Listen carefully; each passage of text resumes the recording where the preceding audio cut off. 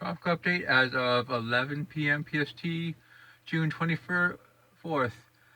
Tropical cyclone Brett is gone. It is dissipated, opened up to a wave, but it could still get into the Eastern Pacific in the next 4 to 5 days and form into something, well, or merge into something. We'll have to see. Cindy is being sheared, but what can I say? I mean, it's still around. It has initiated much an organization. The levels that are located near the western or northwestern edge of the main convection vest. They went with 15 knots based on that.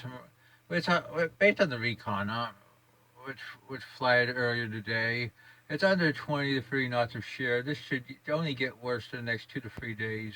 It's moving 315 by 15 knots. It's going to move in line with a low to mid-level ridge to the northeast and east of the cyclone. So it should move northwestward for the next couple of days. Um, yeah, then it should threaten Bermuda pretty much. I mean, let's look at the models for the system. Here's the track. And I say threaten Bermuda because a lot of models actually do reform it into a tropical cyclone once it gets into the subtropics.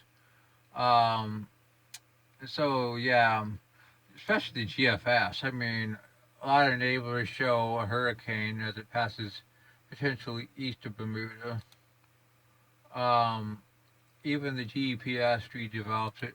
And a lot of the intensity models also make it a strong tropical storm.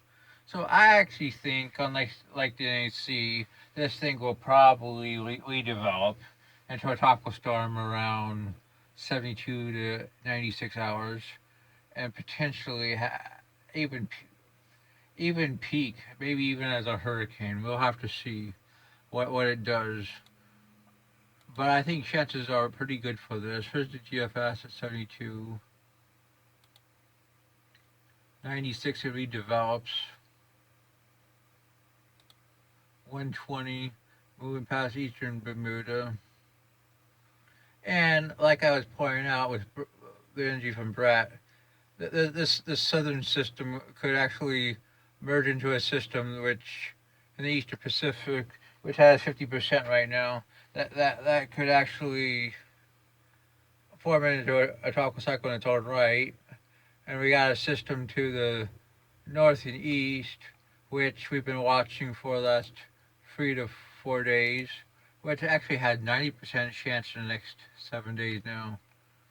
Actually had a really high chance. Here's the two systems at 72 hours. This southern one has potential energy from Brett. Um, there's 96. 987 for that system. So yeah, I mean, it's definitely something to be watched. Um, let's go to 120. 977 for it. Probably a tropical storm to the north, northwest. 144. Actually, the system, because of Brett's energy, could actually threaten the Mexican coastline. I mean, if you want to believe the GFS at least. ECMWF at 90,005 for the Northeast system. Much less development of the potential Brett spinoff. CMC at 84 shows both systems. Um, let's go to 120. It pretty much just forms the one system closer to Mexico. And that's possible. I mean, the models split the difference and forms one system just off the coast of Mexico instead of two. But we'll have to see because this is a long ways out. Right now, I don't see any reason to disagree with the ANC. We could look at let's look at the setup.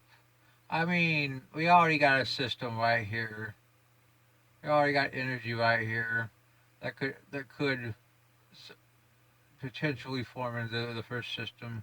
And what's left of Brett could move in and merge with this. and close to the Mexican coast.